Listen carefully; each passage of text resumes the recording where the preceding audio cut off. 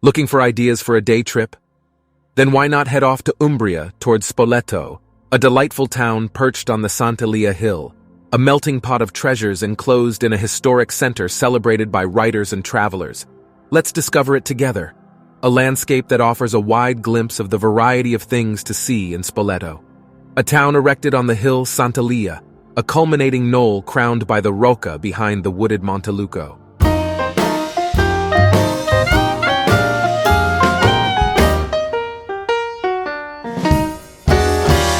Hello everyone, and welcome to our channel.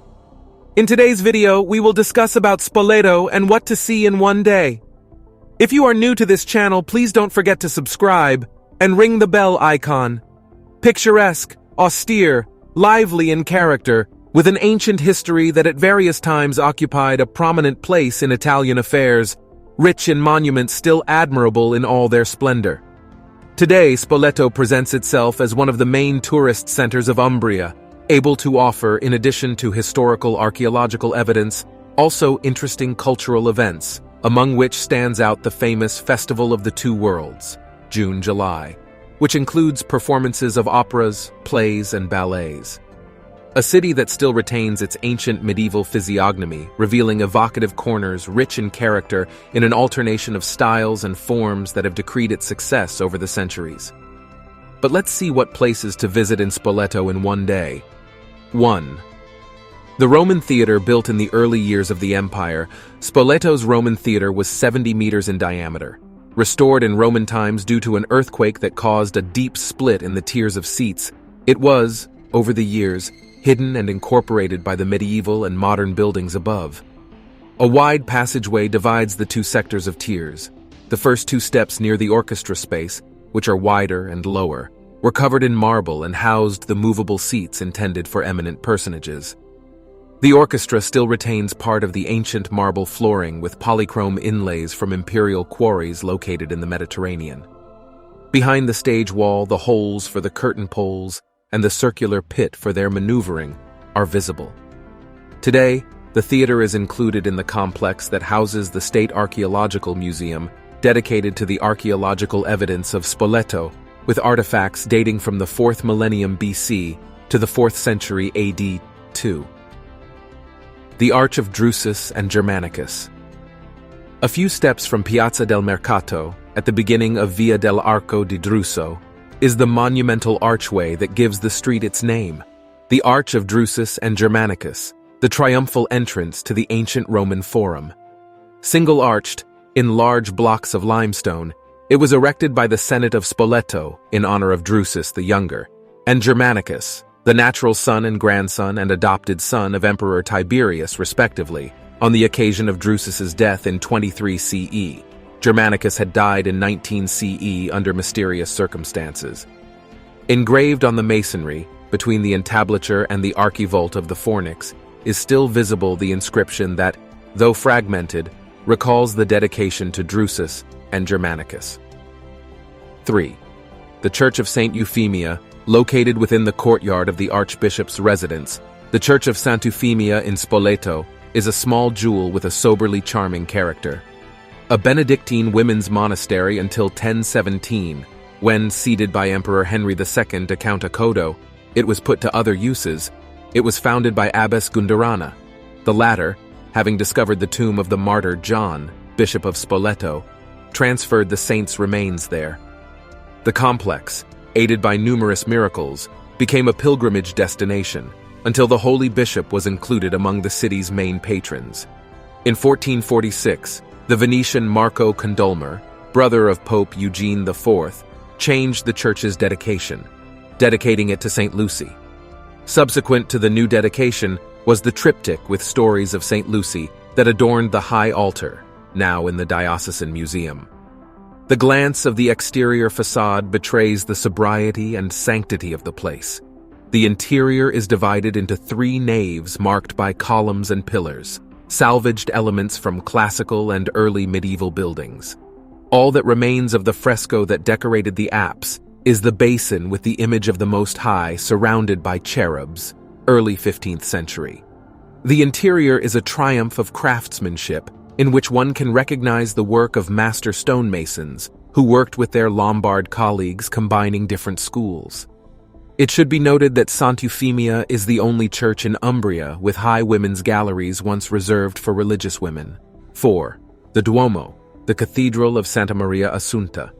Spoleto's main place of worship, the Cathedral of Santa Maria. Assunta rises behind the Church of Euphemia, built in Romanesque style at the end of the 12th century, where the ancient cathedral destroyed by Barbarossa, 1155, stood. It underwent several remodels, both in the facade and in the interior, which was redone in Baroque style.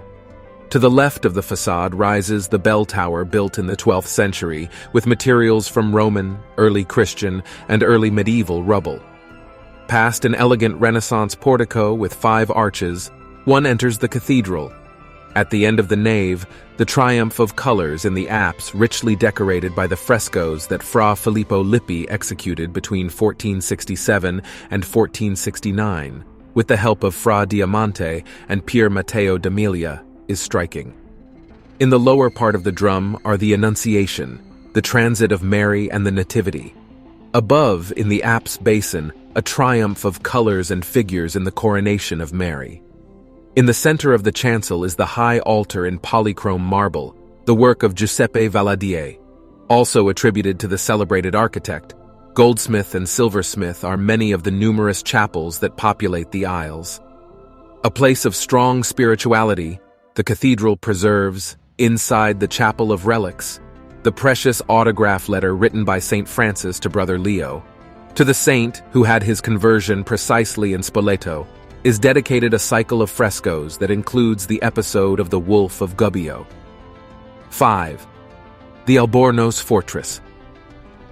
Following the path that encircles the Sant'Elia hill, one reaches the Rocca Albornoziana, the main bulwark of the fortification system built by Pope Innocent VI, to militarily strengthen and emphasize the authority of the Church in the territories of central Italy. It was Spanish Cardinal Egidio Albornoz who presided over the construction of the Rocca, 1363 to 1367, directed by Gubbio architect Matteo Gattaponi. The latter designed an imposing, solid yet elegant building so it could accommodate distinguished guests. A rectangular perimeter with 4 corner towers and divided into 2 distinct spaces, the Courtyard of Arms and the Courtyard of Honor. On the upper floor was the Hall of Honor, a room where banquets and ceremonies were hosted. Over time, the Rocca lost importance until 1817, when it was used as a prison, until 1982. Today, after major restoration work, it has become the permanent home of the National Museum of the Duchy of Spoleto. 6. The Bridge of Towers. Continuing along the street that skirts the wall of the Albornoz Fortress, we come to the Ponte del Torri, an imposing structure with arches made of limestone. 230 meters long and 80 meters high, the bridge connects Colle Sant'Elia to Monteluco. A succession of 10 ogival arches built by order of Albornoz for the purpose of conveying water to the upper part of the city and joining the Fortilizio dei Mulini to the Rocca. Because of its characteristics, the bridge was able to fascinate travelers and personalities, inspiring even Goethe, who in his Italian journey praised its ability to unite man and nature. Our brief trip to Spoleto has come to an end. Perhaps one day in the Umbrian city will seem little, but it will be enough to savor the beauty of this delightful town. Besides, nothing will stop you from extending your stay until the next trip. So guys, that's all for today's video. What do you think about one day in Spoleto? Let us know in the comments section below. Share this video with more of your friends. Like and hit the notification bell icon to never miss out any of our latest updates. Have a nice day, and I will see you later.